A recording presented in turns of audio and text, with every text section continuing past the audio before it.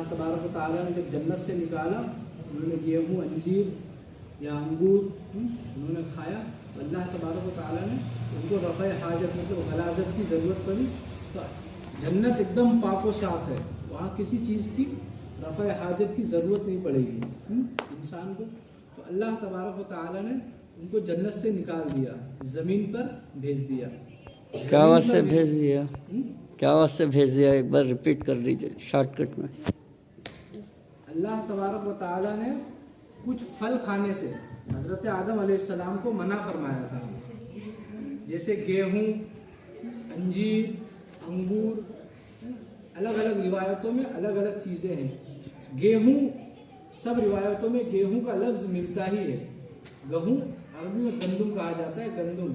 तो गेहूँ खाया तो उनको रफ़ा हाजत की गलाज़त की ज़रूरत पड़ी, तो अल्लाह तबारक व तआला ने उनको जन्नत से बर्खास्त कर दिया, मतलब निकाल दिया जन्नत से। तो जन्नत से जब निकाले गए, तो जन्नत से निकाल के अल्लाह तबारक व तआला ने जब जन्नत से निकाला तो दुनिया में सरांदीप, हिंदुस्तान में सरांदीप शहर था। अब उसका नाम क्या है पता है आप लोगों को? अब उसका नाम है श्रीलंका। श्रीलंका पहले हिंदुस्तान में ही था। जब हिंदुस्तान के टुकड़े नहीं हुए थे तो श्रीलंका, पाकिस्तान, बांग्लादेश, नेपाल, अफगानिस्तान, ये सब हिंदुस्तान के ही हिस्से थे। तो हिंदुस्तान के जब टुकड़े हुए तो ये सब अलग अलग हो गए। श्रीलंका अलग हो गया, बांग्लादेश अलग हो गया, नेपाल अलग हो गया, पाकिस्तान अलग हो गया। ये सब एक ही मुल्क था, मुल्क हिंदुस्तान जिसको कहा जाता था। अखंड भारत बोलते हैं ना, अखंड भारत में ये सब आता था। तो अलग हो गया। सरांदीप शहर था, सरांदीप। वहाँ हजरत आदम अलैहिस्सलाम के आज भी कदम मुबारक हैं। हजरत आदम अलैहिस्सलाम के आज भी कदम मुबारक सरांदीप में मौजूद है। जब अल्लाह तबारक व तआला ने दुनिया में उनको भेजा, जब वो उतरे तो उनका पहला कदम मुबारक छप गया था। तो आज भी उनका कदम मुबारक है। तो सरांदीप में उतारने के बाद हजरत हव्वा अलैहिस्सलाम को अलग उतारा, हजरत आदम अलैहिस्सलाम को अलग उतारा। 300 साल तक, कितने साल तक? 300 साल तक हजरत आदम अलैहिस्सलाम रोते रहे। 70 साल जो उन्होंने भूल से फल खाया उसके लिए, 70 साल अल्लाह तबारक व तआला से माफ़ी मांगने के लिए। ऐसे अलग अलग रिवायतों में अलग अलग तरीके से बवक्त 300 साल हजरत आदम अलैहिस्सलाम रोते रहे, अल्लाह तबारक व तआला की बारगाह में गिड़गिड़ाते रहे। और अल्लाह तबारक व तआला की बारगाह में गिड़गिड़ाते रहे तो 300 साल का अरसा पूरा हो गया। तो हजरत जिब्रील अलैहिस्सलाम भी कभी कभी हजरत आदम अलैहिस्सलाम को देख के रोया करते थे कि अल्लाह तबारक व तआला ने इतनी बड़ी सज़ा दी, हजरत हव्वा अलैहिस्सलाम को अलग उतारा, हजरत आदम अलैहिस्सलाम को जुदाई के गम में भी रोते थे। हजरत हव्वा अलैहिस्सलाम की जुदाई के गम में भी हजरत आदम अलैहिस्सलाम रोया करते थे। 300 साल गुजरने के बाद उनके जहन में, दिमाग में ख्याल आया कि जन्नत में जब वो दाखिल हो रहे थे तो उन्होंने जन्नत के दरवाजे पे लिखा हुआ देखा, ला इलाहा इल्लल्लाह मुहम्मदुर रसूलुल्लाह सल्लल्लाहु तआला अलैहि वसल्लम। तो उनको ख्याल आया कि अल्लाह तबारक व तआला ने जिसको जन्नत के दरवाजे पर अपने नाम के साथ जिसका नाम लिखा है, बेशक वो अल्लाह तबारक व तआला का महबूब बंदा ही होगा। तो हजरत आदम अलैहिस्सलाम अल्लाह तबारक व तआला की बारगाह में रोए, गिड़गिड़ाए और उस नाम का वास्ता देकर, मोहम्मद सल्लल्लाहु अलैहि वसल्लम के नाम का वास्ता देकर अल्लाह तबारक व तआला की बारगाह में दुआ की। तो अल्लाह तबारक व तआला ने उनकी दुआ कबूल फरमा ली। कबूल फरमाने के बाद जो अरफात का मैदान बोलते हैं, अरफात का मैदान, अरफात के मैदान में जो पहाड़ है, वहाँ पहाड़ है, तो वहाँ पे हजरत आदम अलैहिस्सलाम, हजरत हव्वा अलैहिस्सलाम को अल्लाह तबारक व तआला ने 300 बरस रोने के बाद मिलाया। कितने सौ के बरस के बाद? 300 बरस के बाद इतना रोते थे कि उनके गाल पे, जो गाल होते हैं ना, उनके गालों पे नाली बन गई थी। जैसे पानी जाने का रास्ता होता है ना, तो पानी जाने का इस तरीके रास्ता हो जाता है, एक जगह से पानी जाते रहता है, तो जिस तरीके रास्ता बन जाता है उस तरीके वो इतना रोए हजरत आदम अलैहिस्सलाम कि उनके सुर्ख मतलब गाल बोला जाता है, गालों पर नालियाँ बन गई, इतना रोए। अल्लाह तबारक व तआला की बारगाह में। अल्लाह तबारक व तआला ने उनकी दुआ कबूल फरमाई। हज़रत हव्वा अलैहिस्सलाम को अरफात के मैदान में मिलाया। हज़रत आदम अलैहिस्सलाम दुनिया में क्या क्या चीज़ लेकर उतरे। हजर अस्वद, जो हजर अस्वद एक पत्थर है जो काबे में लगा हुआ है। पहले वो सफ़ेद कलर का था, वाइट कलर का, एकदम वाइट कलर का पत्थर था। उसको जब काबे में लगाया गया, जब बंदा यहाँ से हज पढ़ने के लिए जाता है काबे में, तो उसको चूमना होता है, अपने होंठ से चूमना होता है। उसको चूमने की बरकत ये होती है कि अल्लाह तबारक व तआला उसको चूमने के बरकत से उसके जितने भी गुनाह होते हैं अल्लाह तबारक व तआला उसको माफ़ फरमा देता है। तो गोया इंसान जब काबे से वापस आता है तो वो इस तरीके से हो जाता है जैसे आज ही वो पैदा हुआ है, उसने कोई गुनाह किया ही नहीं हो, ऐसे वो बंदा हो सकता है, हो जाता है, जैसे वो कोई गुनाह किया ही ना हो। आज वो पत्थर लोगों के गुनाह, लोग उसको चूमते हैं तो लोगों के गुनाह वो जब्त कर लेता है, मतलब चूस लेता है। वो सफ़ेद कलर का था, आज उसका आलम ऐसा है कि वो काले कलर का हो गया, मतलब ब्लैक कलर का हो गया है। हजर अस्वद काले कलर का हो गया है। कभी अल्लाह तबारक व तआला तौफीक दे तो जाकर देखना, और नहीं तो अगर आप लोग यूट्यूब चलाते हो, मोबाइल चलाते हैं, मोबाइल में हजर अस्वद डाउनलोड करना, हजर अस्वद, उसमें यूट्यूब में हजर अस्वद डालना, हजर अस्वद डालोगे तो उसकी पूरी वीडियो आ जाएगी। तो आप लोग देखना, हजर अस्वद काबे में लगा हुआ है, उसके ऊपर चांदी का वर्क लगा हुआ है, अंदर हजर अस्वद काले कलर का पत्थर है गोल, उसको हजर अस्वद कहा जाता है। हजरत आदम अलैहिस्सलाम जन्नत से लेकर आए थे, हजर अस्वद लेके आए थे। असाए मूसा, हजरत मूसा अलैहिस्सलाम के हाथ में जो लाठी थी वो भी हजरत आदम अलैहिस्सलाम ही लेकर आए थे। चौथा हथौड़ा लेकर आए थे। पांचवा संडासी, संडासी किसको कहा जाता है, जिससे घास वगैरह काटते हैं ना, उसको कहा जाता है। चाकू के तरीके होता है, ऐसे मुड़ा हुआ होता है, उसको संडासी बोलते हैं उर्दू में, घोड़ा नहीं, उसको हसुआ भी बोलते हैं, ऐसे मुड़ा हुआ होता है, उससे घास वगैरह काटते हैं। धान जो काटते हैं ना, जैसे फसल होती है, जब इंसान फसल उगाता है, फसल उगाने के बाद जब फसल को काटता है उसको संडासी बोलते हैं, उससे काटा जाता है। चौथा संडासी। पांचवा ऐरन, कुछ सोना चांदी, सोना भी लेकर आए, चांदी भी लेकर आए, मुख्तलिफ किस्म के बीज, जैसे गेहूं, कुछ दाल के बीज, कुछ अनाजों के बीज लेकर आए। 3 किस्म के फल लेकर आए, 3 किस्म के फल, एक जो पूरा खा सके, जैसे हम लोग पूरा खा जाते हैं, जिसका छिलका नहीं छिलते हैं, वो फल। दूसरा वो फल जिसके ऊपर का हिस्सा फेंक देते हैं और अंदर का हिस्सा खाते हैं, जैसे नारियल, नारियल के ऊपर का हिस्सा हम लोग फेंक देते हैं और अंदर का हिस्सा खाते हैं। और ऐसे बहुत सारे फल है, जैसे अनानस, अनानस के भी ऊपर का हिस्सा हम लोग फेंक देते हैं, अंदर का हिस्सा खाते हैं। ऐसे कुछ फल अल्लाह तबारक व तआला ने उनको दिए, वो दुनिया में लेकर आए, जिसके ऊपर का हिस्सा फेंक दिया जाता है और अंदर का हिस्सा खाता है। पहला कौन सा फल? पहला वो फल जो पूरा खा जाते हैं, जैसे अंगूर, अंगूर पूरा खा जाते हैं हम लोग। सेब है वो भी पूरा खा जाते हैं, छिलके के साथ, छिलके भी खाते हैं और पूरा भी खा जाते हैं। तो जो फल पूरा खा जाया जाता है उसको भी अल्लाह तबारक व तआला ने हज़रत आदम अलैहिस्सलाम को दिया था, जो फल पूरा खाया जाता है। और दूसरा वो फल जिसके ऊपर का हिस्सा, जिसका छिलका फेंक दिया जाता है और अंदर का हिस्सा खाया जाता है। और तीसरा वो फल जिसका ऊपर का हिस्सा खाया जाता है और अंदर का हिस्सा फेंक दिया जाता है, जैसे आम, गुठली होती है ना अंदर, आम एक मिसाल के तौर पर। ऐसे बहुत सारे फल हैं, आम में भी बहुत सी जात है, ऐसे अलग अलग फल है जिसके अंदर का हिस्सा, जैसे आलू बुखारा होता है, लाल कलर का होता है, सेब के तरीके, उसका भी ऊपर का हिस्सा खा लिया जाता है, अंदर का हिस्सा फेंक दिया जाता है।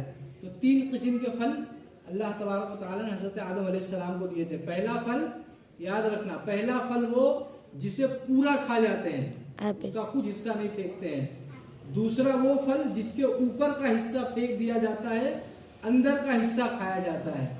तीसरा वो फल जिसके ऊपरी हिस्सा खाया जाता है, अंदर का बीज फेंक दिया जाता है।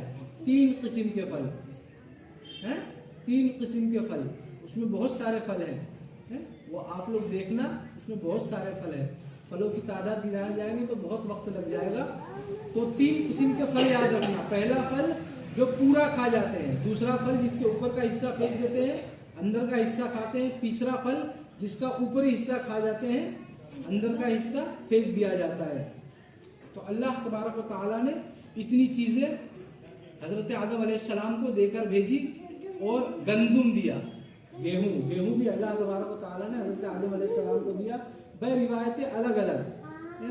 रिवायत में ऐसा है कि हजरत जिब्रील अलैहिस्सलाम लेकर आए, उसके 60 टुकड़े किए, फिर 60 टुकड़े करने के बाद हजरत आदम अलैहिस्सलाम को दिए, उन्होंने बीज बोया।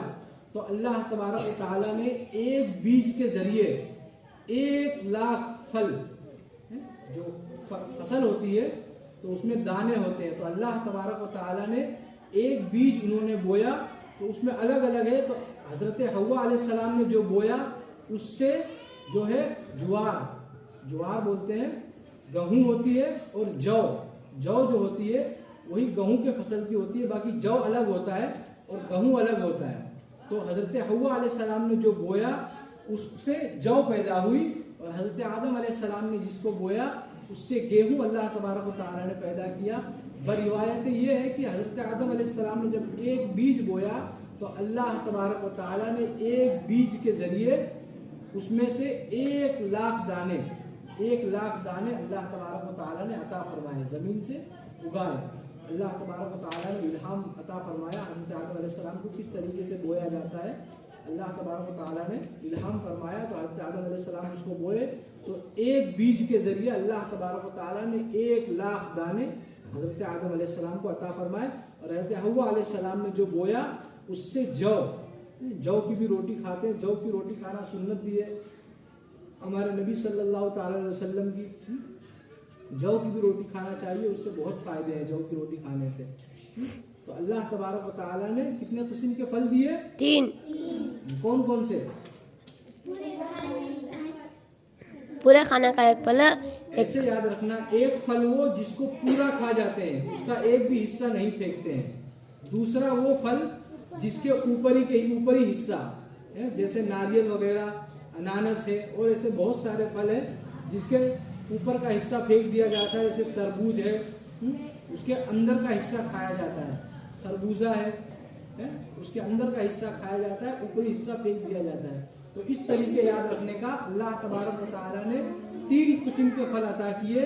एक वो फल जिसे पूरा खा जाते हैं, दूसरा वो फल जिसका ऊपर का हिस्सा फेंक देते हैं, अंदरूनी हिस्सा खा जाते हैं, तीसरा वो फल जिसको बाहर का ऊपरी हिस्सा खा जाते हैं और बीज उसका फेंक दिया जाता है। यहाँ अच्छे तरीके से अगर बीज निकाला जाए तो उसको बीज को वापस से बो दिया जाए तो वापस से उसके ट्रीज दरख्त बन जाते हैं। तो अल्लाह तबारक व तआला ने 3 किस्म के फल अता किए। फिर उसके बाद औलाद में अल्लाह तबारक व तआला ने हजरत आदम अलैहिस्सलाम को हजरत हव्वा अलैहिस्सलाम से 20 औलादें दी। कितनी? 20। रिवायतें अलग अलग, किसी में 40 है, किसी में 20 है। तो 20 औलादें अल्लाह तबारक व तआला ने अता फरमाई। वो इस तरीके से कि पहले हाबिल, फिर काबिल, फिर अयाद, फिर उसके बाद शबवा, फिर हिंद, फिर मसाबी, फिर फहूर, फिर सिंध, फिर बारिक, फिर सीस अलैहिस्सलाम, जिससे हमारे नबी सल्लल्लाहु अलैहि वसल्लम, जिसकी नस्ल से हमारे नबी सल्लल्लाहु अलैहि वसल्लम पैदा किए, सीस अलैहिस्सलाम। सीस अलैहिस्सलाम कितने नंबर पे पैदा हुए? 10वें नंबर पे। कितने? 10। हाँ, हजरत आदम अलैहिस्सलाम की जो औलाद की लिस्ट थी उसमें 10वें नंबर पे अल्लाह तबारक व तआला ने हजरत सीस अलैहिस्सलाम को पैदा फरमाया।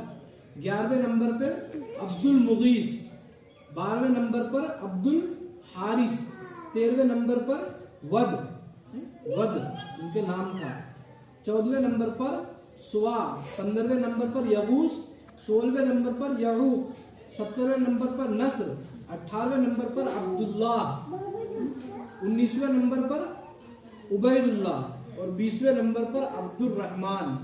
20 लड़के अल्लाह तबारक व तआला ने हजरत आदम अलैहिस्सलाम को अता फरमाए। और फिर उसके बाद जब हजरत हाबिल और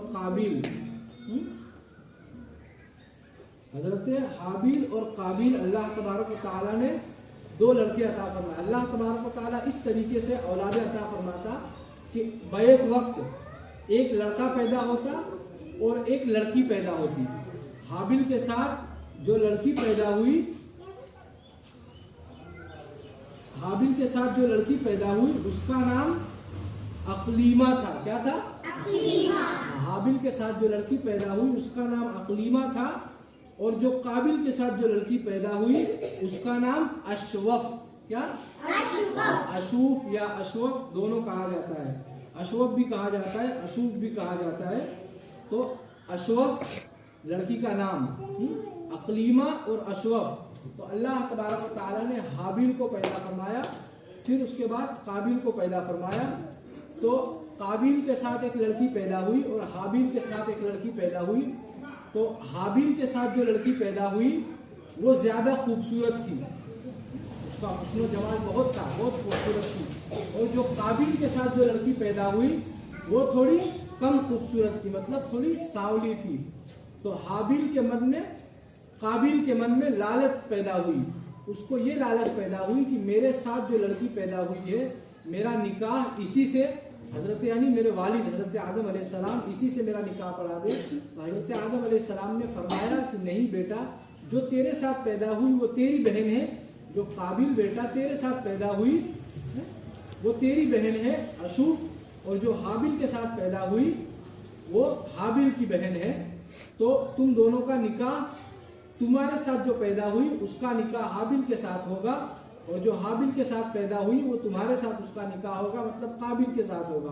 तो काबिल के मन में लालच पैदा हो गई। क्या लालच पैदा हुई कि अगर मैं हाबिल को कत्ल कर दूंगा तो हाबिल तो रहेगा ही नहीं। तो अल्लाह तबारक व तआला के हुक्म से हो सकता है हजरत आदम अलैहिस्सलाम अकलीमा का निकाह मुझसे ही पढ़ा दे। तो काबिल ने क्या करा? हाबिल का कत्ल कर दिया।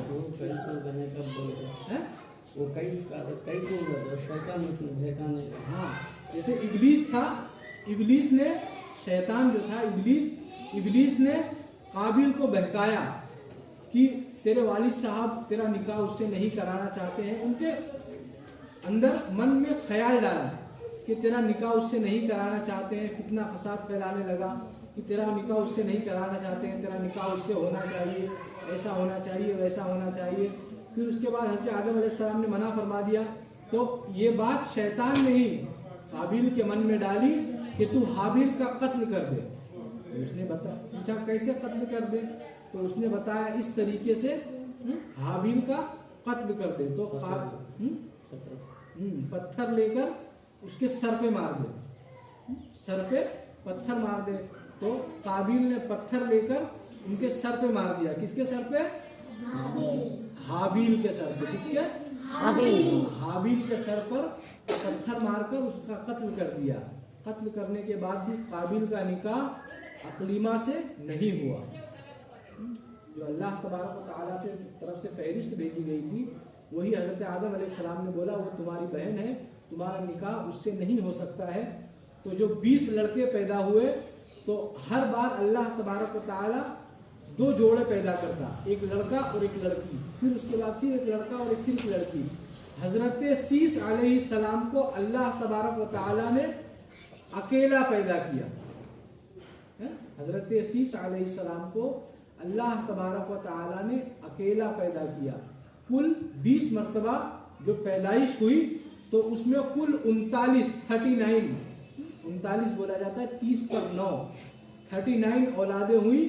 तो उसमें हजरत शीश अलैहिस्सलाम को अल्लाह तबारक व तआला ने अकेले पैदा फरमाया।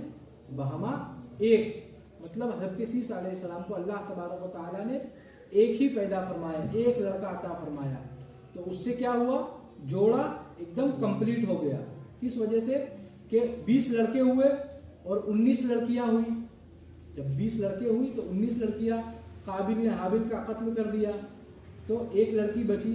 तो फिर उसके बाद जो जोड़ा तकसीम करते गए, तो उसके बजरिए अल्लाह तबारक व तआला ने हज़रत शीश अलैहिस्सलाम को कितने नंबर पर पैदा फरमाया? 10वें नंबर पर अल्लाह तबारक व तआला ने हज़रत शीश अलैहिस्सलाम को पैदा फरमाया। फिर जोड़ा बराबर हो गया, 19 लड़के और 19 लड़कियां। क्यों कि काबिल ने तो हाबिल का कत्ल कर दिया। फिर कत्ल करने के बाद जो काबिल था, काबिल ने देखा, बोले ये क्या कर दिया मैंने। काबिल ने देखा, कभी देखा नहीं था उसने, कभी पहले हज़रत आदम अलैहिस्सलाम हुए, हज़रत आदम अलैहिस्सलाम के फौरन हाबिल और काबिल का जन्म हुआ। उसने देखा नहीं था इंसान की मौत कैसे आती है। तो उसने शैतान ने उसको बहकाया, तो उसने पत्थर से मारा उसके सर पर और हाबिल की मौत हो गई। अब वो बहुत अफसुर्दा हुआ, रंजो गम में आ गया कि मैंने ये क्या कर दिया। अब वो उनकी लाश को लेकर, उनकी लाश को कंधे पर लेकर धोता रहा, मतलब उठाकर इधर से उधर फिरता रहा, क्या किया जाए, क्या किया जाए, क्या किया जाए, लेकर बहुत दिनों तो फिरता ही रहा। फिरने के बाद फिर अल्लाह तबारक व तआला ने 2 कौवे भेजे। क्या भेजे? अल्लाह तबारक व तआला ने 2 कौवे भेजे। तो 2 कौवे आपस में लड़े, और जिस तरीके से ये दोनों का मर्डर बोलते हैं इंग्लिश में, मर्डर हो गया। तो एक कौवे ने दूसरे कौवे को जान से मार दिया, मतलब उसका मर्डर कर दिया। मर्डर करने के बाद, उसका कत्ल करने के बाद, दूसरे कौवे ने चोंच से खड्डा खोदा। क्या करा? गड्ढा खोदा। फिर गड्ढा खोदने के बाद उस कौवे को उसमें दफन कर दिया। हमको जो दफन किया जाता है, हमारा सबूत वहीं से मिलता है, हाबिल और काबिल से। अल्लाह तबारक व तआला ने जब 2 कौवे भेजे दुनिया में, तो एक कौवे ने दूसरे कौवे को मारा, और फिर उसके बाद खड्डा खोदकर दूसरे कौवे को दफन कर दिया। तो काबिल ये पूरा माजरा देख रहा था कि 2 कौवे उतरे, फिर दोनों लड़े, लड़ने के बाद दोनों एक दूसरे को कत्ल कर दिए। फिर एक कौवे ने चोंच से खड्डा खोदने के बाद फिर उसके बाद उसको दफन कर दिया। तो काबिल ने देखा कि हो सकता है मुझे भी ऐसा ही करना चाहिए। फिर काबिल ने भी खड्डा खोदने के बाद फिर हाबिल को दफन कर दिया, उसके अंदर दफन कर दिया। दफन करने के बाद जब फिर आया, तो फिर हज़रत आदम अलैहिस्सलाम ने पूछा हाबिल कहाँ, तो वो जवाब नहीं दिया। फिर अल्लाह तबारक व तआला के इल्हाम से हज़रत आदम अलैहिस्सलाम को पता चला कि काबिल ने तो हाबिल का कत्ल कर दिया है, मतलब उसको जान से मार दिया है, मर्डर कर दिया है। तो उसकी जुदाई के गम में हज़रत आदम अलैहिस्सलाम 40 साल तक, हाबिल जब कत्ल कर दिया गया, काबिल ने हाबिल को मार दिया, तो अल्लाह तबारक व तआला ने जब इल्हाम फरमाया हज़रत आदम अलैहिस्सलाम को, तो उस इल्हाम के ज़रिए हज़रत आदम अलैहिस्सलाम को जब पता चला, तो हज़रत आदम अलैहिस्सलाम 40 बरस तक, कितने बरस तक? 40 साल तक हज़रत आदम अलैहिस्सलाम हाबिल के गम में रोते रहे। क्या करे? क्योंकि हज़रत आदम अलैहिस्सलाम पैदा हुए, हज़रत आदम अलैहिस्सलाम ने किसी की मौत तो देखी नहीं, किसी की मौत नहीं देखी, और पहला उनका लड़का हुआ, उसको भी दूसरे लड़के ने कत्ल कर दिया। तो पहली बार किसी का जनाजा देखा हज़रत आदम अलैहिस्सलाम ने। तो हज़रत आदम अलैहिस्सलाम उसके गम में 40 बरस तक रोते रहे। कितने बरस तक? 40 बरस तक। हज़रत अल्लाह तबारक व तआला ने दफन करने के लिए क्या मबूस फरमाया, क्या नाजिल फरमाया है? क्या? हाँ, कौवे। ये सब बातें हमारी जिंदगी से जुड़ी हुई है। लोग बोलते हैं ना कि तुम्हारा सबूत कहाँ से मिलता है कि तुम दफन करते हो, तो ये अल्लाह तबारक व तआला की तरफ से इल्हाम हुआ। अल्लाह तबारक व तआला की तरफ से दो परिंदे नाजिल हुए, कौवे हैं। तो कौवे, एक कौवे ने दूसरे कौवे को जान से मारा, फिर उसको दफनाया।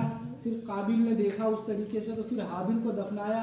तो वही हमारा जो नसब चल रहा है दफनाने का, वो वही नसब चल रहा है कि किस तरीके से दफनाया जाता है। अगर कोई पूछे तो उसको वही सबूत देना कि अल्लाह तबारक व तआला ने सबसे पहला इंसान हज़रत आदम अलैहिस्सलाम को बनाया। हज़रत आदम अलैहिस्सलाम के बेटे हाबिल और काबिल आपस में लड़े, शैतान ने उनको बहकाया, तो एक ने दूसरे का कत्ल कर दिया। काबिल ने हाबिल का कत्ल कर दिया, काबिल ने हाबिल का कत्ल कर दिया। कत्ल करने के बाद जब उसको दफनाया तो वही सिलसिला हमारा चल रहा है। जब हम इस दुनिया से रुखसत फरमाते हैं, हमारा इंतकाल हो जाता है, जब रूह निकल जाती है तो वो एक किस्म का मुर्दा ही हो जाता है, उसको इंतकाल बोला जाता है, मतलब दुनिया से रुखसत फरमा गया। अब कोई इंसान यहाँ से चले जाए, चले जाना का मतलब भी इंतकाल ही होता है कि यहाँ से इंतकाल कर गया, मतलब यहाँ से कूच कर गया। तो इंतकाल का मतलब यहाँ से चला गया। और एक इंतकाल वो होता है जब दुनिया से इंसान रुखसत फरमा जाता है? तो इंतकाल के मतलब भी अलग अलग होते हैं। अगर कोई मजाक मस्ती में बोल दे कि ये इंसान यहाँ से इंतकाल फरमा गया, तो इंतकाल फरमा जाने का मतलब क्या होता है? यहाँ से चले गया है? जब गम भरे अंदाज में इंसान बोलता है तब उसका इंतकाल फरमाने का मतलब होता है कि वो इंसान दुनिया से ही चला गया। तो इंतकाल के भी अलग अलग मतलब होते हैं। इंतकाल का मतलब यही होता है कूच फरमा गया, दुनिया से कूच फरमाने का मतलब चला गया, यहाँ से चला गया, दुनिया से चला गया, तो इंतकाल बोलते हैं उसको। उसका इंतकाल हो गया, इंतकाल हो गया, वो मर गया, यहाँ से चला गया, दुनिया से चला गया, उसको इंतकाल बोला जाता है। तो काबिल ने हाबिल का कत्ल कर दिया तो उसका इंतकाल हो गया। तो हज़रत आदम अलैहिस्सलाम को पता चला, हज़रत आदम अलैहिस्सलाम 40 बरस तक रोते रहे। फिर 40 बरस के बाद हज़रत आदम अलैहिस्सलाम फिर नॉर्मल हुए। हज़रत आदम अलैहिस्सलाम जब दुनिया में थे, हज़रत आदम अलैहिस्सलाम जब दुनिया में थे तो हज़रत आदम अलैहिस्सलाम की कई लाख औलादें थी, एक दो नहीं, कई लाख औलादें थी। अल्लाह तबारक व तआला ने हज़रत आदम अलैहिस्सलाम को 39 औलाद अता की थी, उसमें से 20 लड़के और 19 लड़कियां। काबिल ने हाबिल का कत्ल कर दिया तो हाबिल को तो दफन कर दिया गया। फिर उसके बाद 19 लड़के, तो अल्लाह तबारक व तआला ने उनके ज़रिए बेटे के बेटे हज़रत आदम अलैहिस्सलाम ने परपोते भी देखा, परपोते के पोते भी देखा। जब हज़रत आदम अलैहिस्सलाम की मौत हुई तो उसमें अलग अलग रिवायतें हैं। एक रिवायत में हज़रत आदम अलैहिस्सलाम की उम्र 1400 साल थी, एक उसमें है हदीस शरीफ में कि 900 साल थी। तो हज़रत आदम अलैहिस्सलाम जब दुनिया में थे तो उनकी बहुत सारी औलादें थी। दुनिया में हज़रत आदम अलैहिस्सलाम की बहुत सारी औलादें थी। और हज़रत आदम अलैहिस्सलाम के बेटों में कौन से नबी ने जन्म लिया था जिससे हमारे नबी सल्लल्लाहु अलैहि वसल्लम पैदा किए गए हैं? कौन से नबी पैदा किए? 10वें नंबर पर कौन पैदा हुआ? आदम अलैहिस्सलाम को तो अल्लाह तबारक व तआला ने बनाया। पैदा हुए सो माँ के पेट से। बनाना मतलब अल्लाह तबारक व तआला ने उनको बनाया। बनाना और पैदा होना दोनों अलग अलग है। खाली एक जिस्म जिसको मिट्टी से बनाया वो हजरत आदम अलैहिस्सलाम। फिर उसके बाद आके जो भी हुए उनको अल्लाह तबारक व तआला ने माँ के पेट से पैदा किया। हजरत आदम अलैहिस्सलाम से हजरत आदम अलैहिस्सलाम एक तन्हा इंसान, अकेले इंसान हजरत आदम अलैहिस्सलाम जिनको अल्लाह तबारक व तआला ने बनाया। बाकी जितने भी इंसान दुनिया में हुए वो हजरत हव्वा अलैहिस्सलाम को अल्लाह तबारक व तआला ने कैसे बनाया? हजरत हव्वा अलैहिस्सलाम को हजरत हव्वा अलैहिस्सलाम को अल्लाह तबारक व तआला ने कैसे बनाया? आग से कहाँ बनाया? हजरत हव्वा अलैहिस्सलाम को हजरत आदम अलैहिस्सलाम की बाईं पसली से, हैं? बाईं पसली से। दाया बाया किसको बोलते हैं?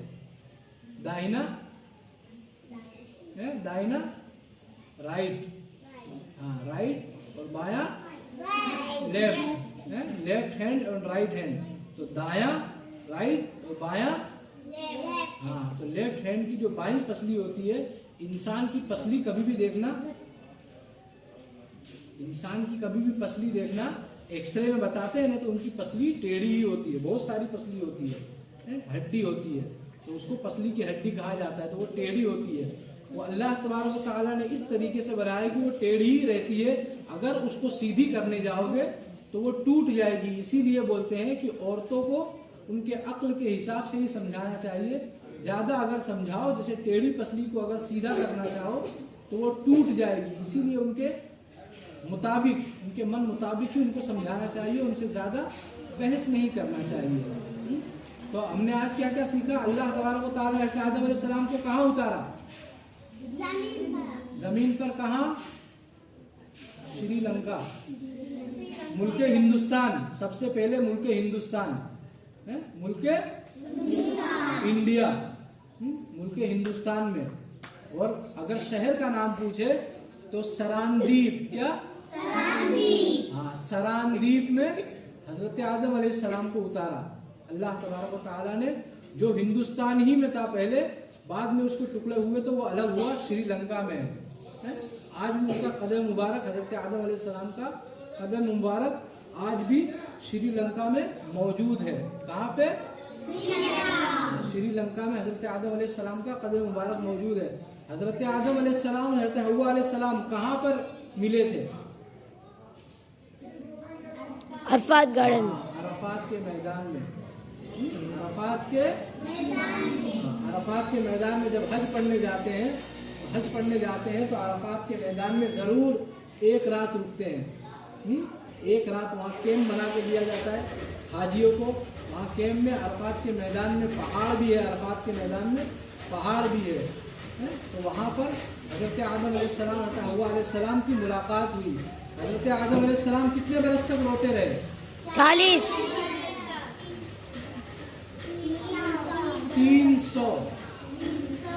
300 बरस तक रोते रहे।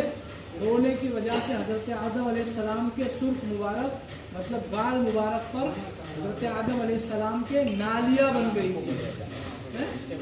तो आज हमने हजरत आदम अलैहिस्सलाम का वाक़या शॉर्ट में सुना, हजरत हाबिल और काबिल का वाक़या शॉर्ट में सुना है। तो ये सब हमको याद रखना है, जो शॉर्ट में बताया जा रहा है आप लोगों को, ये सब आप लोगों को याद रखना है। ये सब याद रखने वाली बातें हैं।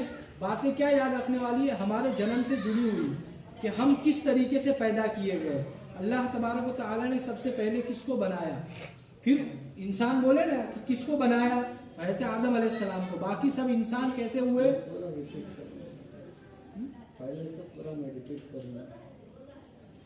तो इंशाअल्लाह तबारक व तआला आगे हम लोग नबी की कहानी, मतलब किस्से सुनेंगे कि कौन से नबी फिर आए। हमारे नबी सल्लल्लाहु अलैहि वसल्लम के अजदाद में से कौन से नबी आए। इंशाअल्लाह तबारक व तआला कल हम लोग वो समाअत फरमाएंगे। तो आज हमने हज़रत आदम अलैहिस्सलाम, हज़रत हाबिल और काबिल का वाक़या सुना, तो उसको वापस आप लोगों को दोहराया जाएगा अभी। तो आप लोग उसको सही से समाअत फरमाएं और उसको याद रखें अपने मेमोरी में, अपने दिमाग में, अपने दिल के कान को खोलकर। दिल के कान खोलकर इसलिए बोला जाता है कि दिल के कान को खोलकर जब इंसान सुनता है तो बात उसके दिल में उतरती है, तो वो बात जब्त हो जाती है, मतलब मुहर के तरीके वहाँ लग जाती है, तो वो लिखा हुआ रहता है, उसको हमेशा याद रहता है, उसकी मेमोरी में वो महफूज रह जाता है। तो अल्लाह तबारक व तआला कहने सुनने से कहीं ज़्यादा हमें अमल करने की तौफीक अता फरमाए और हमें याद करने की, हमारे अजदाद की, हमें किस तरीके से अल्लाह तबारक व तआला ने बनाया, वो हमें याद करने की तौफीक और अता फरमाए। वमा अलैना इल्ला